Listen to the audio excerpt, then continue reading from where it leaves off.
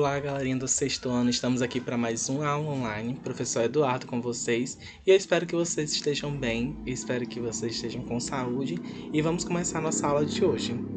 E para começar, como sempre, eu trago uma mensagem e hoje eu escolhi essa, eu espero que todos vocês consigam refletir com ela.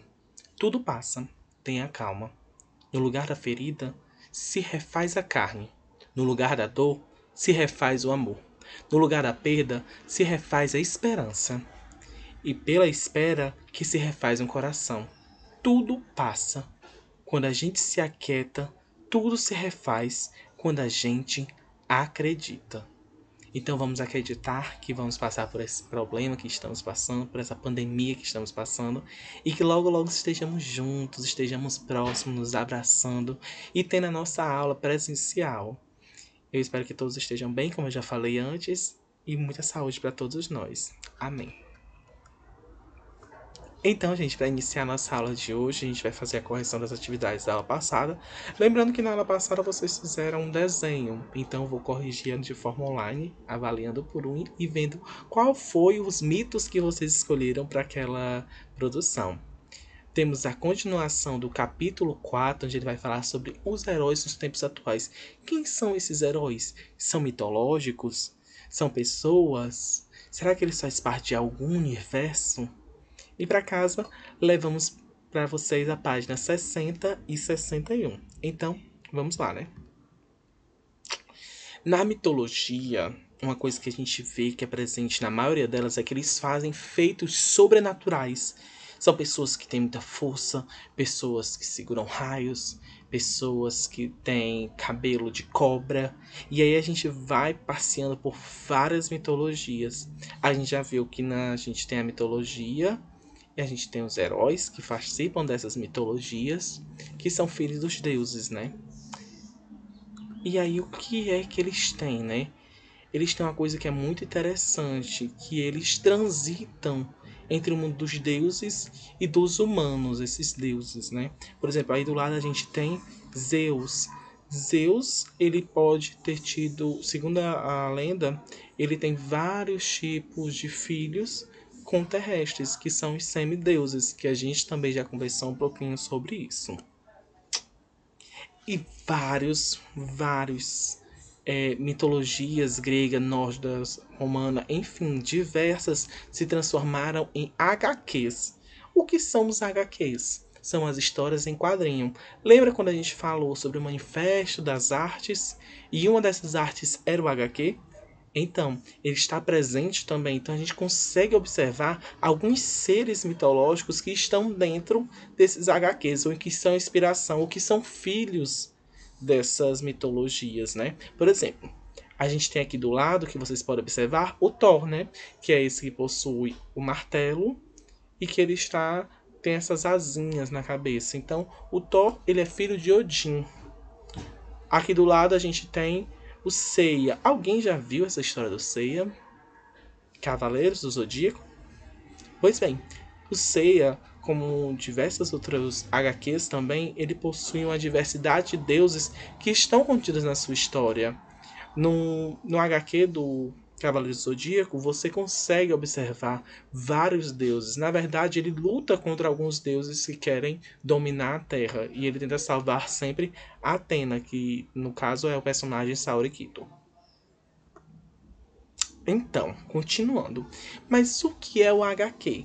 O HQ ele é uma história de quadrinho e ele é um nome dado à arte de narrar essas histórias por meio de desenhos e textos que estão dispostos em uma sequência que normalmente é horizontal, possui uma continuidade, né? Essas histórias possuem os fundamentos básicos da narrativa, como enredo, personagens, tempo, lugar e desfecho. No geral, apresentam linguagens verbal e não verbal. Vamos lá. Quando a gente vai escrever uma historinha, principalmente quando é redação, a gente segue um modelo de narrativa. E nele tem que conter esses elementos que também possuem no HQ. A gente tem que saber o que é que a história vem falando, quais são os personagens que entram nessa história, o tempo que se passa, será que foi na Idade Média? Será que foi atualmente? Será que é no futuro? A gente tem que designar o tempo, período que se passa. O local, será que ele se passa num coliseu? Ou será que ele se passa em uma casa? Será que ele se passa em uma escola? Enfim. E o desfecho, como termina? Será que é um final previsível ou imprevisível? O herói morre ou não morre? Algum personagem vai morrer? Algum personagem vai ser preso? Enfim, e aí segue essa linha do tempo. E é importante vocês saberem isso, certo? Porque a gente vai utilizar depois para casa. E o que é essa linguagem verbal? É quando se utiliza das palavras. A linguagem não verbal, quando se utiliza de ações, ou então a gente vai ver já já um outro fatorzinho. E aqui do lado possuímos a imagem de vários HQs. Que HQ vocês encontram nessa imagem? Vamos dar uma procurada aqui comigo? Temos Capitão América, alguns, certo? Temos o Homem-Aranha, temos o Homem de Ferro, temos o Visão, temos a Viúva Negra, temos aqui o Hulk na versão feminina, tem o Seu Incrível do Quarteto Fantástico, eu tô observando agora, né? Enfim, tem vários personagens aí. Quem é fã de história em quadrinhos com certeza deve conhecer todos esses personagens.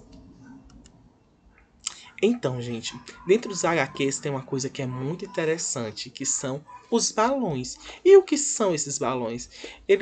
Cada balão, ele significa alguma coisa do personagem. E aí, a partir deles, a gente consegue decifrar como eles estão falando. Será que eles estão conversando? Ou será que eles estão cochichando? Ou será que eles estão pensando? Ou gritando? Enfim, tem várias formas de entender e a gente vai dar uma olhada agora nesses balões. Vamos lá?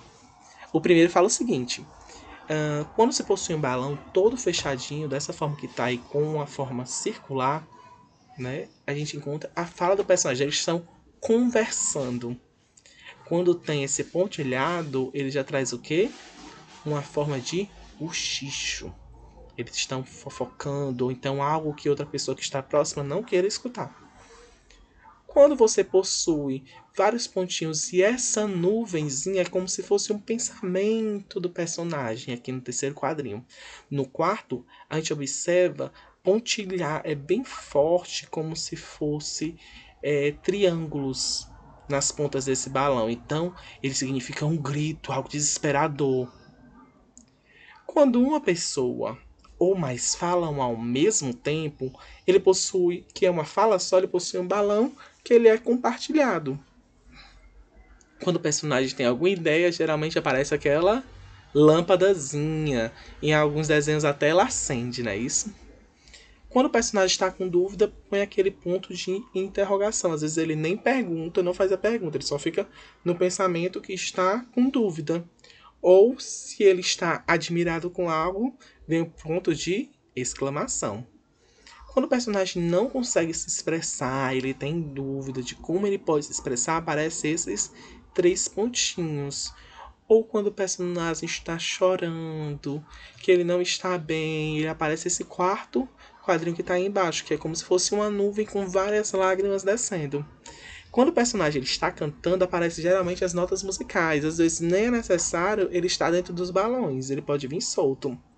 E quando o personagem está muito zangado, que ele está falando algumas palavras feias, aparece geralmente esse balão todo pintado de preto ou de qualquer uma outra cor, sendo que seja uma cor forte, uma cor um pouquinho mais puxada para o escuro, certo? Então vamos lá. Dentro dos HQs, a gente também possui um outro tipo de desenho que é os mangás. Com certeza vocês já devem ter conhecido algum tipo de mangá. O mangá é a palavra utilizada para designar histórias em quadrinhos ou da banda desenhada feita pelo estilo japonês. No Japão, o termo designa quaisquer histórias em quadrinho. Então a gente tem aqui alguns personagens, é muito legal, como por exemplo o Goku, o Seiya também é um mangá. Enfim, temos uma diversidade de mangás. Então, gente, vamos lá para o nosso livro, Ampliando Saberes. No finalzinho do nosso capítulo, sempre tem uma coisa, do nosso livro, perdão, sempre tem uma coisa que é bastante interessante, que é você decifrar, você se aprofundar em mais conteúdos. E aqui na página 63, ele vem essas 3 sugestões que eu também coloquei aí para vocês conhecerem um pouquinho. Como a gente falou muito sobre mitologia, sobre heróis e uma diversidade de coisas importantes e muito legais que também tem uma ligação de história, eu lancei para vocês esse livro, que também faz parte aqui do livro da gente, como uma sugestão para quem quiser continuar, quem quiser ler esse livro que é bastante interessante. Se chama Mitos e Lendas para Crianças, certo? Então, é da Dorglin, eu acho o nome dela, da editora Folhinha. E o que ele fala? Ele vai ampliar os seus conhecimentos sobre a diversidade de mitos e lendas. Vocês vão ver algumas semelhanças de alguns mitos que eles acabam se repetindo e mudando apenas o nome, ou que eles são semelhantes, mas possuem algumas características que são diferentes. E os mitos, ele tem aquela relação de ser passado de geração em geração. Então tem mitos que sobrevivem até hoje, né? E os personagens tratam dessas narrativas, desses confrontos, desses conflitos pessoais. Outro livro também bastante interessante se chama Os Doze Trabalhos de Hércules. Eu estou muito encantada por esse livro e eu quero muito ler ele. Ele é do Luiz Galdino, da editora FTD. Então ele fala o seguinte: a deusa Hera vê o reinado do seu filho Oristeu ameaçado pela inteligência de Hércules e faz com que o herói enlouqueça a ponto de matar seus próprios filhos. Então olha aí como ela foi perversa.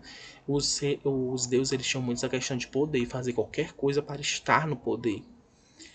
E ao recuperar a razão, o herói consulta o oráculo, que também é algo que vocês têm que pesquisar, de Delfos, e decide se viver, se quiser se redimir dos crimes cometidos, deverá servir a Euristeu durante 12 anos, realizando 12 árduos trabalhos. Então ele tem que fazer várias coisas que algumas pessoas achavam impossíveis, que são esses trabalhos que ele vai ter que executar, que são os 12 trabalhos de Hércules. Então deve ser um livro incrível, eu quero muito ler ele, porque ele me instigou bastante ao ler esse resumo. Eu espero que vocês também leiam. E por último, eu já trouxe várias dicas de filmes para vocês, mas eu não poderia deixar de falar desse, que eu sou também completamente apaixonado por ele, que é sobre o filme, que também tem um livro, então quem gosta de ler também pode ler, que é o Percy Jackson e o Ladrão de Raios. Para mim é um dos filmes mais tops que tem em relação a entender sobre a mitologia grega. Então vou ler um pouquinho do resumo de vocês, certo? Para vocês. Percy Jackson é um jovem que enfrenta problemas na escola devido a acreditar ser dislexia ou déficit de atenção. Ele foi criado pela sua mãe, Sire, e vive com Gabriel, eu acho, Publiano, que é seu padrasto e que ele odeia. Após ser atacado em plena excursão escolar, é revelado a Percy Jackson que ele é um semideus. Então imagina, hoje, nos dias atuais, a gente tem um semideus entre a gente. Deve ser algo muito incrível, né? Ou seja, ele é filho do deus Poseidon, com uma humana, que no caso é a mãe dele. E que ele possui poderes. Até então ele não sabia que tinha poderes, mas naquele determinado momento, um pouquinho depois, perdão, do filme, ele vai começar a descobrir que ele tem alguns tipos de poderes. Ele é protegido por um amigo dele. E ele é levado para um acampamento dos meios-sangue. O que são meios-sangue? São metade do sangue, como se fosse metade humanos e metade deuses. Onde ele está em segurança. Lá tem Chiron, que é o tutor dele, que passa a treinar ele para ser um grande guerreiro. Só que Percy Jackson, né, ele é acusado por ter roubado o raio de Zeus. A coisa mais importante, né? É uma poderosa arma de destruição que pode fazer com que os deuses entrem em guerra. E quando Hades visita o acampamento, oferece a Percy Jackson uma troca, que é ele entregar o raio e ele devolve a sua mãe, que faleceu no meio daquela fuga.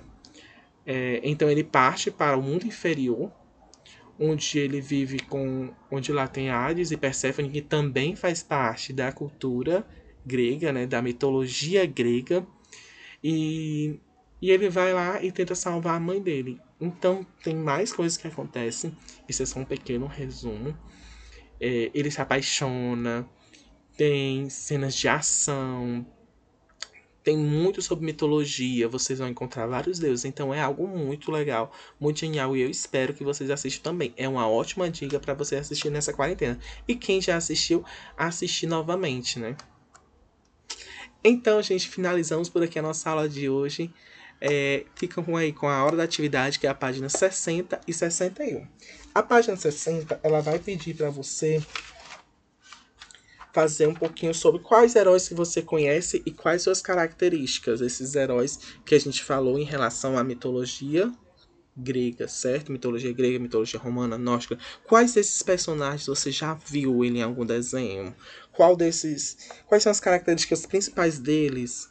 O que que torna deles os heróis? A gente tem até uma imagenzinha aqui no capítulo também que ele vai falar da Liga da Justiça. E na página 61 que temos, vamos pedindo para vocês desenharem coisas que são essenciais no HQ. A primeira questão, vem pedindo para vocês desenhar expressões faciais de alegria, amedrontado, surpresa, bravo ou desconfiado. E embaixo vem pedindo para vocês fazerem um esboço desses personagens. Como seria esse personagem chutando uma bola, caindo, levantando algo pesado, ou voando, enfim, vocês vão criar aí como se fosse um pequeno esboço da história em quadrinhos de vocês. Gente, um beijão para vocês. Eu espero que vocês fiquem bem, que estejam com saúde. Brigadão por tudo e tchau, tchau.